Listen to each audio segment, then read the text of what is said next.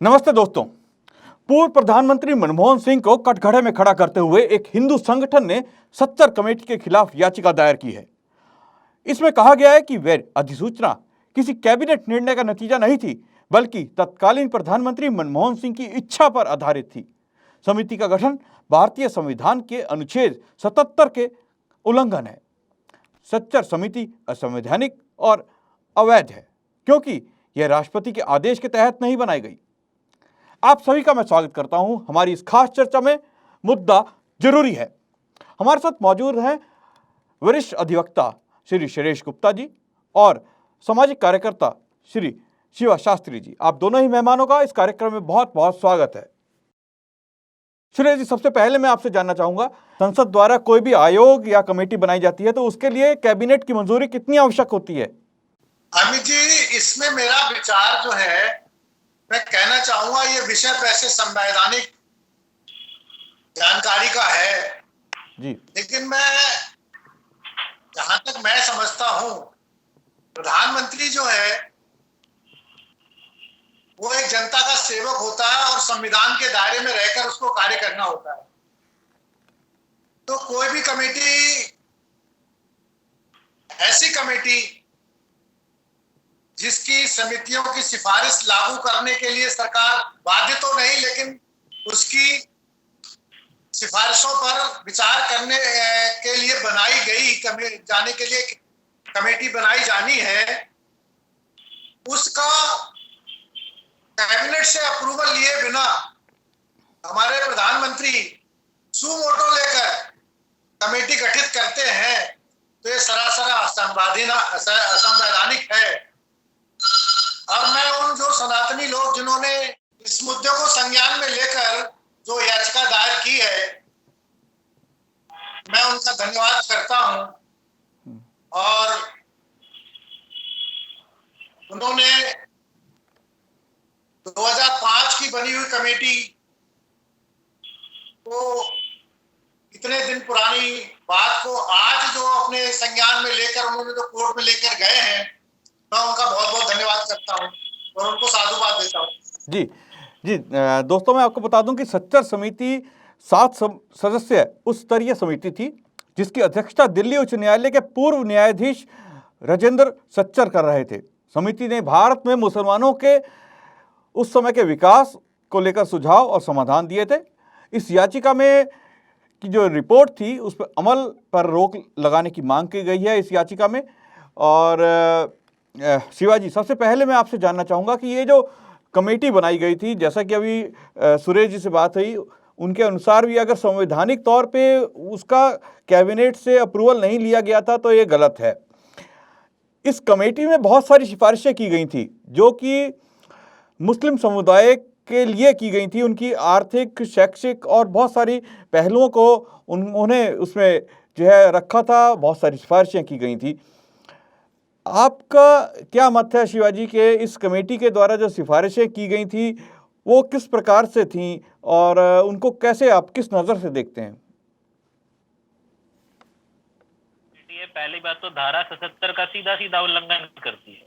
जो आर्टिकल 77 है, इसका सीधा ये कमेटी, जो सच्चर कमेटी, सीधा उल्लंघन कर रही है। जब ये कमेटी 22 फरवरी 1947 को, जो उस समय के तत्कालीन गृह मंत्री वल्लभ भाई पटेल साहब थे, जब उनकी अध्यक्षता में कमेटी बन गई थी, तो फिर कमेटी बनाने की जरूरत ही क्या थी? आप विचार करके देखिए, आपके घर में कोई चीज पहले से है, आप दूसरी चीज क्यों लाओगे? सीधी सीधी बात है। ये सिर्फ और सिर्फ अगर कमेटी बनानी थी तो माइनॉरिटीज में क्या अकेले मुसलमान है? क्या पारसी नहीं है? क्या सिख माइनॉरिटी में नहीं है? क्या क्रिश्चियन माइनॉरिटी में नहीं है? और भारत में जिसकी सबसे कम माइनॉरिटी है अमित जी, वो सबसे कम माइनॉरिटी पारसियों की है।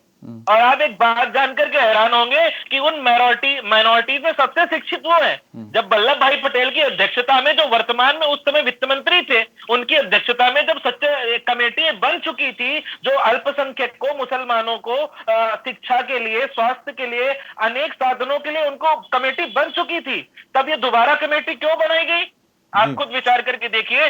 और ये कमेटी राष्ट्रपति बना सकता है, प्रधानमंत्री किस पहलू पर जाकर कमेटी को बनाने का प्रावधान ही नहीं है उसके अंदर, संविधान के अंदर। आप विचार करके देखिए, ये टोटल जिस प्रकार से टीवी को चलाने के रिमोट पीछे से वर्किंग करता है, और कहीं ना कहीं मनमोहन साहब को चलाने के लिए कोई एक रिमोट पीछे से वर्किंग कर रहा था। जैसे जैसे उनको बताया जा रहा था, वो सिर्फ और सिर्फ उस पे हस्ताक्षर करके इस सच्चर कमेटी का गठन कर दिया, जो 2005 में हिंदुओं के खिलाफ इतनी बड़ी साजिश थी, और माइनॉरिटीज के खिलाफ। जो और माइनॉरिटीज हैं, चाहे वो सिख हैं, चाहे वो क्रिश्चियन हैं, चाहे वो पारसी हैं, चाहे वो जैनी हैं, उनके खिलाफ उनकी कमेटी क्यों नहीं बननी चाहिए? क्या उनको उनके अधिकार नहीं मिलने चाहिए? और ये भारत का दुर्भाग्य है या हिंदुओं का सबसे बड़ा दुर्भाग्य है, जब भी कहीं कोई माइनॉरिटीज की बात आती तो सबसे पहले मुसलमान खड़ा हो जाता है, जी हमें माइनॉरिटीज में दीजिए। जब उस माइनॉरिटीज में तुम्हारा नंबर तो ओबीसी में आता है, ओबीसी में तुम फायदा ले रहे हो, फिर तुम्हें अलग से क्यों सच्चर कमेटी चाहिए? और जब बन गई थी तो दोबारा कमेटी बनाने का मतलब यही था कि जो अन्य लोग हैं उनको माइनॉरिटीज में ला देना, उनके हकों को छीन करके इनको हक दे देना, जो आने वाले समय में आप वर्तमान में स्थिति भारत की देख सकते हैं। जो एक कमेटी 2005 में बनी, ये बिल्कुल गलत थी, बिल्कुल अवैधानिक थी, कोई तरीका नहीं था। ये तो जबरदस्ती हिटलरगिरी करके संविधान को बना दिया गया, सच्चर कमेटी को बना दिया गया, सिर्फ और सिर्फ वोट बैंक के लिए। जी बिल्कुल सही आपने कहा कि अनुच्छेद 14 और अनुच्छेद 15 जो संविधान का है, उसके आधार पर किसी भी धार्मिक समुदाय के साथ अलग से व्यवहार नहीं किया जा सकता। सुरेश जी, मैं आपसे जानना चाहूँगा कि इसमें आपको क्या लगता है कि ये एक कमेटी गलत बना दी गई, एक धर्म विशेष को लेकर जो है जानने के लिए बना दी गई? बहुत सारे और भी अल्पसंख्यक हैं, उनके बारे में तो जाना ही नहीं गया। और सबसे बड़ी बात, इस कमेटी में कहा जाता है कि कमेटी खुद भी कंफ्यूज थी कि आखिर मुस्लिम समुदाय मदरसों में अपने बच्चों को भेजता नहीं, लेकिन कमेटी सिफारिश कर रही है कि मदरसों का अच्छा करना चाहिए, मदरसों का आधुनिकीकरण करना चाहिए। तो वो समुदाय जो मदरसों में अपने बच्चों को भेज ही नहीं रहा, क्यों नहीं भेज रहा, बहुत सारी पहलुओं को उन्होंने ध्यान ही नहीं दिया और सिफारिशें कर दी। आप क्या सोचते हैं इसके बारे में? देखिए अमित जी, जिसकी पैदाइशी असंवैधानिक हो, सबसे पहले इसकी जड़ में जाना पड़ेगा। इस कमेटी के पीछे, कमेटी का बनाने के पीछे मुख्य उद्देश्य उस समय की कांग्रेस पार्टी जो सत्ता में थी, उसकी मंशा क्या थी? उसकी मंशा जो थी पूरी की पूरी वोट बैंक की थी, एक विशेष वर्ग की तुष्टीकरण की थी। और मैं तो सीधा सीधा आरोप लगाना चाहूंगा कि उस मंशा को जो सच्चर कमेटी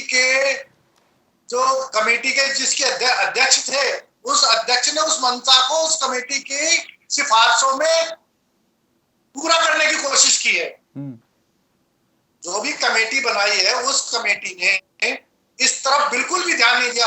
और जिन जिन मुद्दों को, जिन जिन पॉइंट को कमेटी ने इंगित किया है, वो पॉइंट केवल उस कम्युनिटी में ही, वो कमियां कम्युनिटी में, उस कम्युनिटी में नहीं, हर जगह मिल जाएंगी। वो तो हर कम्युनिटी में मिल जाएंगी। एक विशेष वर्ग को खुश करने के लिए, उसको केवल वोट बैंक की राजनीति के लिए ये एक कमेटी बनाई गई थी, जो उन्होंने उसका मकसद पूरा किया। और इस कमेटी को जो आज जिन लोगों ने लेके गए हैं, और इसका कम से कम मैं तो कहता हूं, और समाज के प्रबुद्ध वर्ग को इसकी सिफारिशों को ना लागू करने के लिए बात उठानी चाहिए। केवल एक वर्ग में ये बात नहीं, उस वर्ग की जो जड़ में तो मट्ठा डाला नहीं किसी ने। वो जड़ अगर वैसी रहेगी, आप कुछ भी कर लो, वो 20 बच्चे पैदा करेंगे, आप बेरोजगारी बनी रहेगी, आप क्या कर लोगे? आप उनको इंजीनियर बना दो, डॉक्टर बना दो। कौन आपका वो जो जिसने अमेरिका में जो अटैक किया था, वो तो इंजीनियर था, उसकी किताब ही बोलती है आप बना दो कुछ भी, लेकिन रहेंगे तो चलेंगे तो उससे। तो जो मेन कुरीति है, हिंदू धर्म की कुरीतियों पर, जैसे सती प्रथा थी और भी प्रथा थी, उस पर कुरीतियों को खत्म किया गया और हिंदू समाज ने उसको एक्सेप्ट किया। वो एक वर्ग एक्सेप्ट करने को तैयार ही नहीं है जी। उन्होंने तो जो उसकी किताब में लिख दिया उसे मानते हैं। जी, आपने बिल्कुल ठीक कहा। ये एक राजनीतिक हथकंडा था, जो कि वोट बैंक की राजनीति एक जो कांग्रेस ने उस समय चली, और प्रधानमंत्री मनमोहन सिंह जो उस समय तत्कालीन प्रधानमंत्री थे, एक रबर स्टैंप की तरह उन्होंने इस कमेटी को बना दिया। इसमें एक कमेटी की जो ये सिफारिश थी, उसमें एक सिफारिश ये भी थी कि चुनाव क्षेत्र के परिसमन की प्रक्रिया पर ध्यान रखा जाए कि अल्पसंख्यक बहुल इलाकों में को SC में आरक्षित नहीं किया जाए। आखिर एक सवाल उठता है कि आखिर क्यों आरक्षित ना किया जाए? क्या वहाँ पे अन्य समुदायों के लोग नहीं रहते? उसे केवल अगर वहाँ पे एससी लोग हैं तो उसको रोटेशन में एससी ना बनाया जाए? तो ये सब जो चीज़ है साफ तौर पे वोट बैंक की राजनीति दिखती है। शिवाजी, आप क्या कहना चाहेंगे? इसमें बहुत सारी चीज़ें कही गई थी, जिसमें कहा गया था मदरसों को हायर सेकेंडरी बोर्ड से जोड़ा जाए। एक बहुत बड़ी चीज़ थी कि मदरसों की डिग्री जो है उसको डिफेंस, सिविल और बैंकिंग के एग्ज़ाम के लिए मान्यता दे दी जाए, ताकि आप मदरसे से एक डिग्री हासिल करें कुरान की, और उसके बाद जो है आप हाफिज या कुछ भी बने और आप जो है सेना में या सिविल सर्विसेज या बैंकिंग में आप कैसे जा सकते हैं? अमित जी, पहले तो एक बात बिल्कुल पक्की है, जिसने वो मजहबी पुस्तक पढ़ ली वो कितना भी बड़ा इंजीनियर बन जाए, कितना भी बड़ा डॉक्टर बन जाए, कुछ भी बन जाए, वो कहीं से भी डिग्री ले ले, कहीं से भी डिग्री ले ले, लेकिन अगर उसने वो पुस्तक पढ़ ली तो उसके अलावा वो नहीं करेगा। आप एक डाटा सर्व कर लीजिए मेरे साथ मिलकर के, आप टॉप मोस्ट 20 आतंकवादियों का डाटा निकालिए, और वो कोई भी आतंकवादी अशिक्षित नहीं था। अभी ओसामा बिन लादेन की बात कर रहे थे सुरेश जी, और जो जिसने इतना बड़ा आतंक फैलाया वो मजहबी पुस्तक पढ़ने के बाद में जो इतना बड़ा क्या कहते हैं कि इतना बड़ा इंजीनियर था, इतना बड़ा इंजीनियर होने के बाद में भी वो काम कर रहा है। चाहे अफजल गुरु को ले लो, अभी जो कश्मीर में मारे गए तो डॉक्टरेट था, अभी एक और आतंकवादी मारा गया तो एमबीबीएस डॉक्टर था। आप विचार करके देखिए, इस कमेटी में कहीं ये नहीं कहा गया कि भाई गुरुकुलों को भी बढ़ावा दो, गुरुकुलों को भी इंटरनेशनल बोर्ड से जोड़ो। आप विचार करके देखिए, सोच करके देखिए इस वोट बैंक की। और उसी समय एक माइनॉरिटी फोबिया भी आया था बहुत बड़ा, जो एक पाकिस्तान तो जिन्ना के गलत करतूतों के कारण और मिली जुली साजिशों के कारण एक पाकिस्तान बन गया था। ये तो शुक्र है उन वकीलों का जिन्होंने 2005 की इस कमेटी का अभी अपील दायर करके इसको खुलासा कर दिया, नहीं तो एक और पाकिस्तान बनाने की साजिश 2005 में नींव डाल दी गई थी। मोटी मोटी साजिश यही थी कि 2005 में एक साजिश के तहत कि आने वाले समय में भारत में एक और पाकिस्तान बनाया जाएगा जो पहले हुआ था। ये का सारा वोट बैंक की राजनीति के लिए भारत को बहुत पीछे ढकेल दिया गया। अगर ये भारत में वोट बैंक की राजनीति ना होती तो भारत जैसा विश्व गुरु था वैसा आज भी होता। अगर आज भी उतना बढ़ावा गुरुकुलों को मिलता जो सच्चर कमेटी के माध्यम से मदरसों को मिल रहा है, तो विश्वास मानना आज भी भारत से न जाने कितने राम कृष्ण स्वामी दयानंद, अनेक इंजीनियर, अनेक डॉक्टर निकलते। आप गुरुकुलों का डाटा उठा करके देख लो, गुरुकुलों से पढ़ने के बाद उन्होंने इंजीनियरिंग की, इंजीनियरिंग और डॉक्टरेट है, डॉक्टरेट होने के बाद में बड़ी बड़ी इंडस्ट्रीज में है, बड़े बड़े केमिकल्स में है, बड़े बड़े डॉक्टरी के पद पर है। जरा आप एक और डाटा सर्व कर लेना, जिस सच्चर कमेटी ने मदरसों की सिफारिश की है, एक भी डाटा सर्च करके देख लेना कि हजारों मदरसों का डाटा निकालना, अगर वहां से पढ़ने के बाद में वो नीट भी क्वालिफाइड कर लेता है, यूपीएससी भी क्वालिफाइड कर लेता है। अब उसका ताजा उदाहरण देख लो ना, 2-3 महीने पहले की बात है, एक इंस्पेक्टर साहब से जो अपनी दाढ़ी कटवाने को तैयार नहीं थे, क्या था मन में वहम?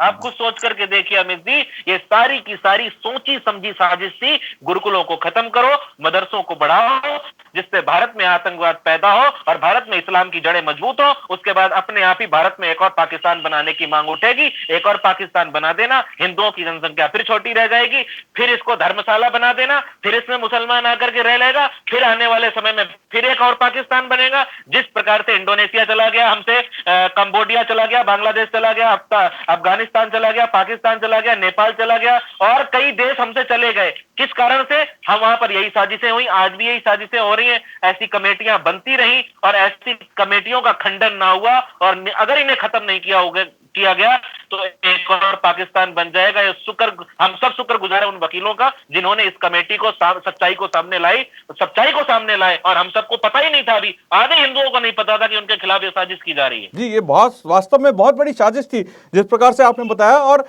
अगर हम इसको देखें तो इसमें यह कहा गया कि मुस्लिम समुदाय को अनुसूचित जाति और जनजाति से भी पिछड़ा बताया गया, और उस समय के अगर उसके अंदर जो आंकड़े बताए गए हैं उसके हिसाब से उस समय मुसलमानों की भागीदारी प्रशासनिक सेवा में 3% थी। 3% IAS थे और 4% IPS थे।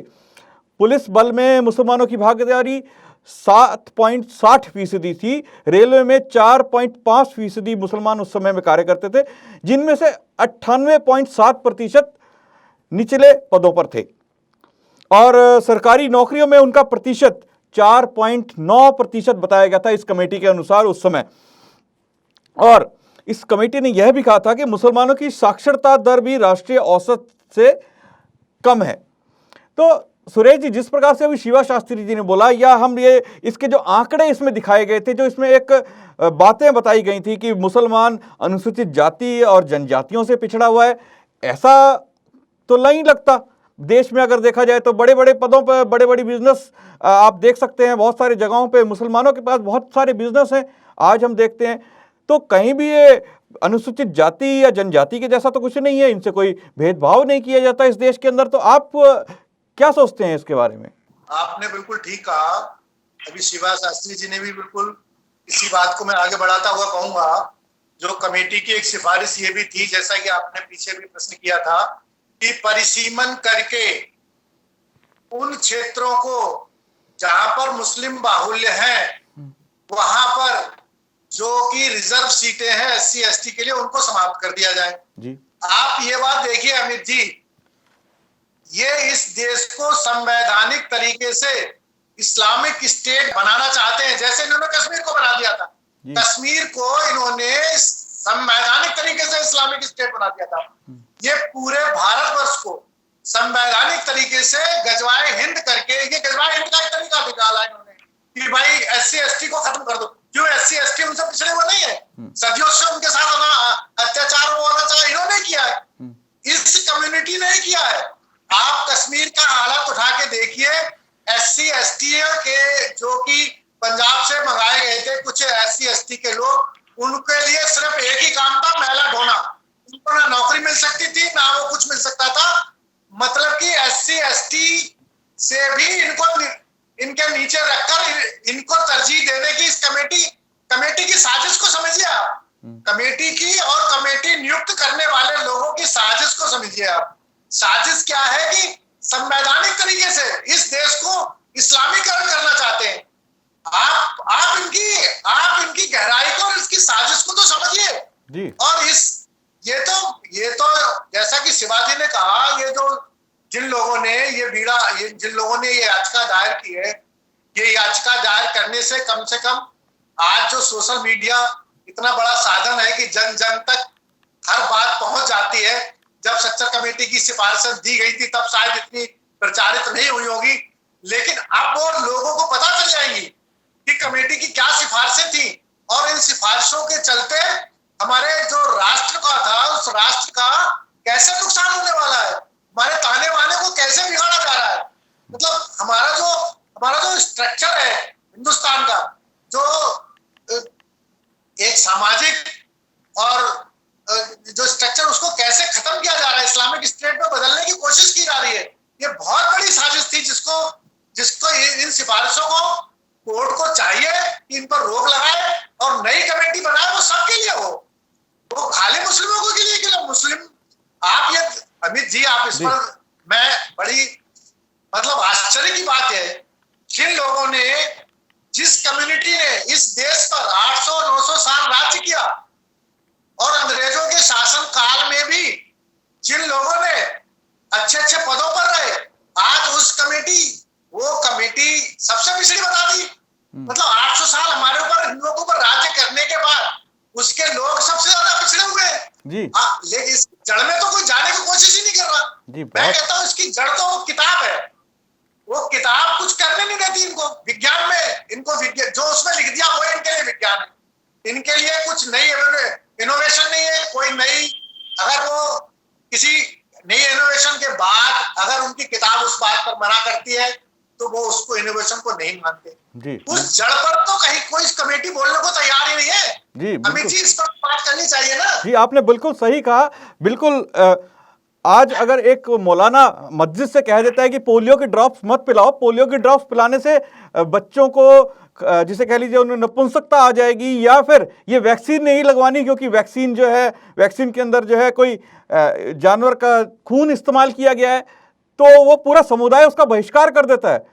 कोरोना के दौरान कोई मास्क नहीं लगाता। अगर हम देखते हैं तो ये अंधविश्वास तो वहाँ कूट कूट कर भरा पड़ा है। और सनातन वैदिक धर्म नाम की जो इस संस्था ने ये जो याचिका दायर की है, इस याचिका को जरूर हम कह सकते हैं कि ये एक मील का पत्थर साबित होगी। अब सुप्रीम कोर्ट में ये याचिका दायर हुई है। और सुरेश जी और शिवाजी, मैं आपको एक और बात बताना चाहूंगा। बीते दिनों इलाहाबाद हाई कोर्ट ने केस के दौरान एक टिप्पणी की थी। उन्होंने कहा था बहुल नागरिकों को धर्म बदलने, मूल नागरिकों के द्वारा धर्म बदलने से देश कमजोर होता है। और इस तरह की कमेटियां जो सिफारिशें करती हैं वो एक धर्म विशेष के लिए कर रही हैं, ताकि दूसरे धर्मों के लोग या दूसरे समुदाय के लोग उसकी ओर आकर्षित हों। और दूसरी चीज हम देखते हैं कि सिख भी अल्पसंख्यक हैं वो, और उनके भी स्कूल हैं, बौद्ध हैं, बौद्ध के मोनेस्ट्रीज में बच्चे पढ़ते हैं। तो क्या उनके जो बच्चे हैं वो सेना में या और सिविल सर्विसेज में, या फिर जो इस कमेटी ने सिफारिश की थी अलग अलग जगहों पर बैंकिंग में, वहां पर जो एग्जाम देने के लिए एलिजिबल होंगे, क्या वो लोग भी होंगे? केवल मुस्लिम धर्म के जो बच्चे हैं वो जो मदरसों से पढ़ के आएंगे उन्हीं को एलिजिबल किया जा रहा था इस कमेटी के द्वारा, बाकियों को नहीं? जी शिवाजी। अमित जी, ये देखिए, जिन लोगों ने इस भारत का खंडन करके एक अलग देश ले लिया, और दुर्भाग्य की बात है कि उन्हीं के लिए कमेटी बनाई जा रही है। आप ये सोच करके देखिए ना कि जिन्होंने भारत का बहुत परसेंट अलग ले लिया, भाई उनके लिए उनकी सिफारिशें कर रहे हो तुम। अरे जिन्होंने देश नहीं लिया है उनको प्रोत्साहन करो ना।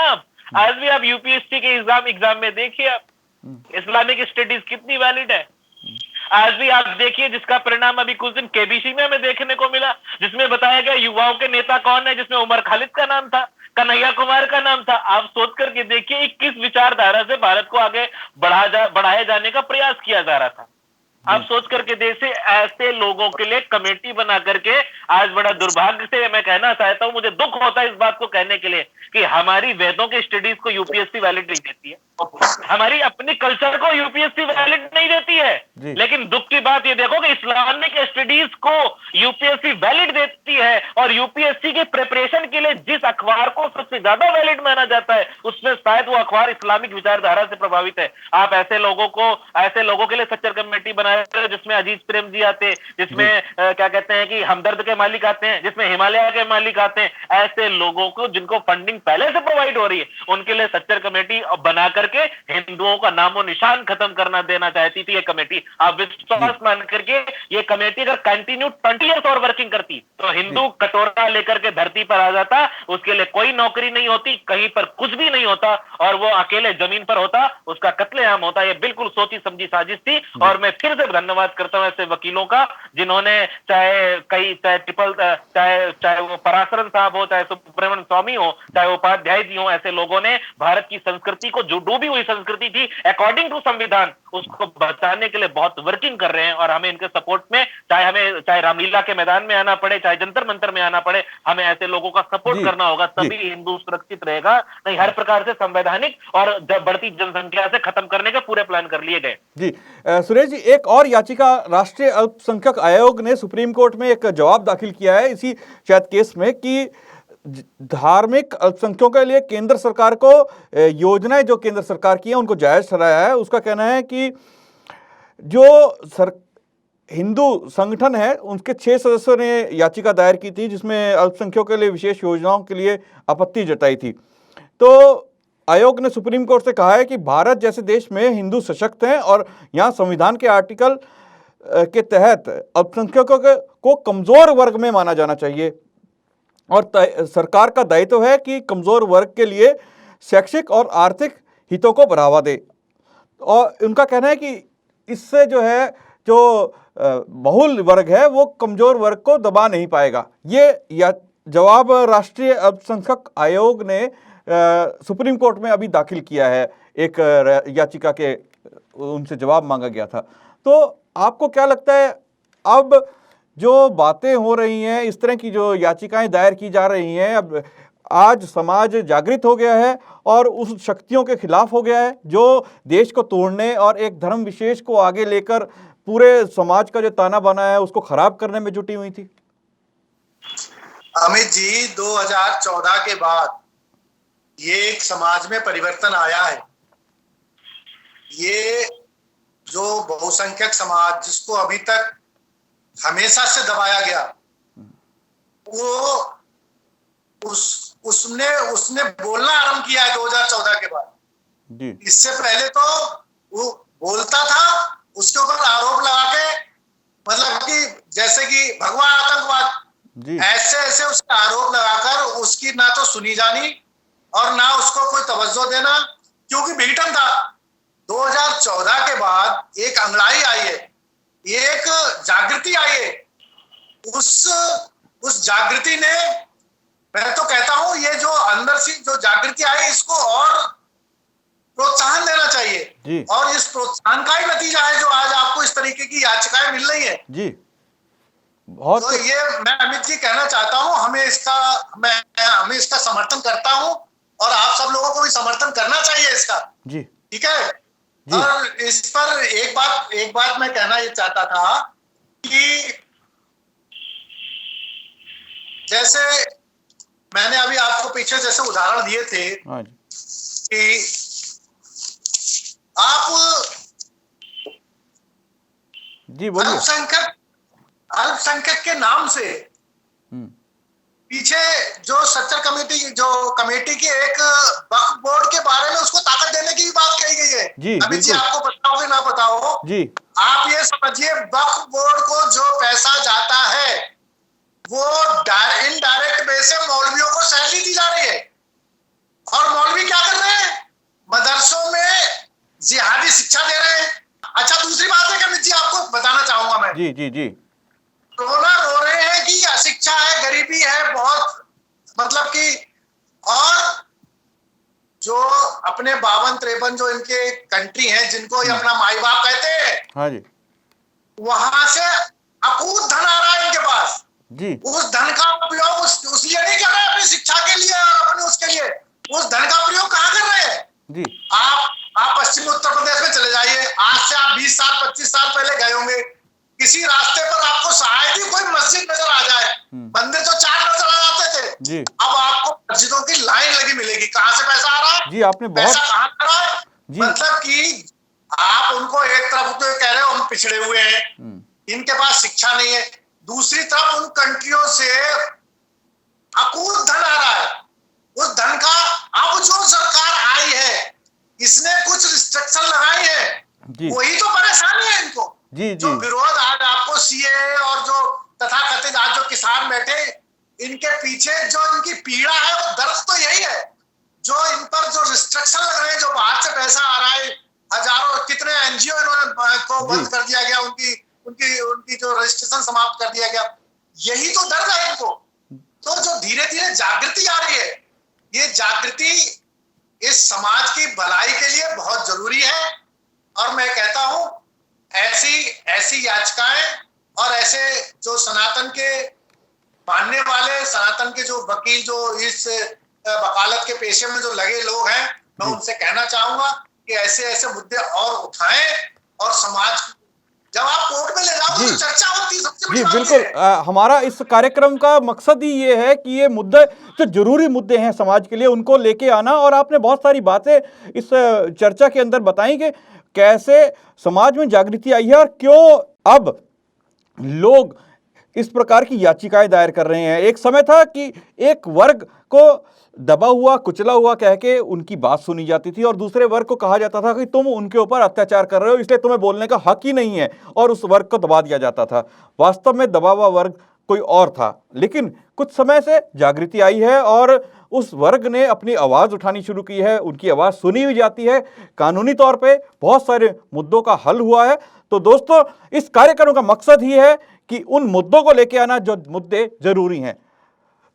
सुरेश जी आप हमारे साथ जुड़े, शिवा शास्त्री जी आप हमारे साथ जुड़े, आपने दोनों ने ही बहुत अच्छे ढंग से लोगों को समझाया, हमारे दर्शकों को बताया इस कमेटी के बारे में, और कमेटी के द्वारा जो बहुत सारी जो बातें थी जो हमारे समाज पर जो प्रभाव पड़ने वाले थे, उन सब चीज़ों के बारे में आपने बताया। आप दोनों ही मेहमानों का बहुत बहुत धन्यवाद। दोस्तों, कल फिर मुलाकात होगी एक ऐसे मुद्दे के साथ जो मुद्दा होगा जरूरी आपके लिए, समाज के लिए, इस राष्ट्र के लिए। मुझे दीजिए आज्ञा। नमस्ते।